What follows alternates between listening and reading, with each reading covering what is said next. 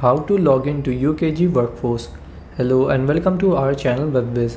In this tutorial, I'm going to show you how you can easily log into your Ukg Workforce account. So please watch till the end to properly understand the tutorial.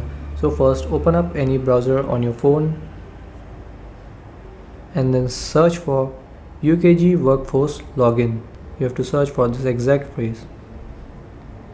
Then you will see this login Ukg. Open it. Then here you will be taken to the login page.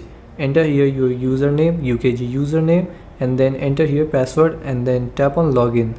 And if the username and password is correct, you will be logged in. If you have forgotten your Ukg password, you can scroll to the top and here you will see reset your password button. Tap on it and then through here you will be able to reset your Ukg password. So this is how you can log in to Ukg Workforce. Thanks for watching.